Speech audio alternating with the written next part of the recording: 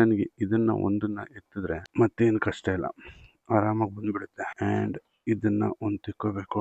ಇದೊಂಚೂರು tight ಇದೆ and ಇದೊಂಚೂರು ಇದಕ್ಕೆ ಇದಾಗಲ್ಲ. ಆ್ಯಂಡ್ ಇದೊಂದಿದೆ ನೋಡಿ ನನ್ನ ಹತ್ರ. ಸೊ ಇದನ್ನು ಇಲ್ಲಿಂದ ಹೀಗೆ ಇಟ್ಕೊಂಡು ಏನು ಗುರು ಒಂದು ಚೂರು ಹೊರಗಡೆ ಬರ್ತಲ್ಲ, ಬಂತು ಬಂತು ಬಂತು ಬಂತು ಬಂತು.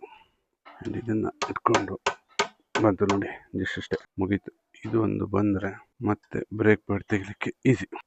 ಮೊನ್ನೆ ಆಫ್ ರೋಡ್ ಇದ್ದು ಪೂರ್ತಿ ಮಣ್ಣು ಇದ್ರೊಳಗಿದೆ ಆ್ಯಂಡ್ ಬ್ರೇಕ್ಸ್ ಜಾಮ್ ಆಗಿದೆ. ಅಂದರೆ ಅಷ್ಟು ಮಣ್ಣಿತ್ತು ಮೊನ್ನೆ ಆಫ್ ರೋಡಲ್ಲಿ. ಆ್ಯಂಡ್ ಸ್ವಲ್ಪ ಹಿಂದೆ ಮುಂದೆ ಮಾಡೋಣ. ಸೆಂಟರ್ ಸ್ಟ್ಯಾಂಡ್ ಇಲ್ಲ, ಅದೇ ಒಂದು ಪ್ರಾಬ್ಲಮ್ ಆಗಿರೋದು. ಇದು ನೋಡಿ, ಈ ಎಡ್ಜ್ ಮುಗ್ದೋಗ್ಬಿಟ್ಟಿದೆ, ಫುಲ್ ಸೌದೋಗಿದೆ. ಬಟ್ ಬ್ರೇಕ್ ಪ್ಯಾಡ್ ಇದೆ, ಬಟ್ ಡ್ಯಾಮೇಜ್ ಆಗಿದೆ. ಫ್ರಂಟ್ ಅಲ್ಲಿ ಇದೆ, ಬ್ಯಾಕ್ ಅಲ್ಲಿ ಮುಗ್ದೋಗಿದೆ.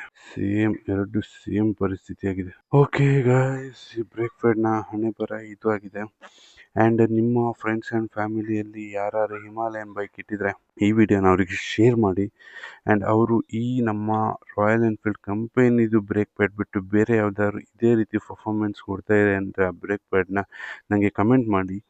ಯಾಕಂದರೆ ಇದು ಕಾಸ್ಟ್ ಬಂದ್ಬಿಟ್ಟು 3300 ಇದೆ ಶೋರೂಮಲ್ಲಿ. ಸೊ ಮಾರ್ಕೆಟಲ್ಲಿ ಇದೇ ಬ್ರೇಕ್ ಪ್ಯಾಡ್ ಇದೇ ಟೈಪದ್ದು ಚೀಪ್ ಆ್ಯಂಡ್ ಬೆಸ್ಟಲ್ಲಿ ಬಜೆಟ್ ಫ್ರೆಂಡ್ಲಿ ಆಗಿ ಸಿಗುತ್ತೆ ಅನ್ನೋದಾದರೆ ನನಗೆ ಕಮೆಂಟ್ ಮಾಡಿ, ಯಾಕಂದರೆ ನನಗೆ ಯೂಸ್ಫುಲ್ ಆಗ್ತದೆ.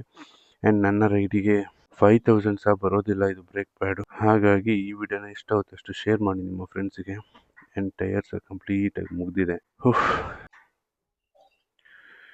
ಗೈಸ್, ಇದು ಹಿಮಾಲಯನ್ ಇಟ್ಟಿರೋರಿಗೆ ಗೊತ್ತು ಇದ್ರ ಹಣೆ ಬರ ನೋಡಿ. 10,000 ಕಿಲೋಮೀಟರ್ ಗಾಡಿ ರನ್ ಆಗಿದೆ.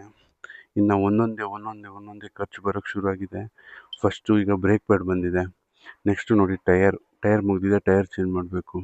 ಫ್ರಂಟ್ ಆ್ಯಂಡ್ ಬ್ಯಾಕ್ ಎರಡೂ ಸಹ ಟೈರ್ ಚೇಂಜ್ ಮಾಡಬೇಕು. ಅದರೊಟ್ಟಿಗೆ ಸರ್ವಿಸ್ ಬಂದಿದೆ.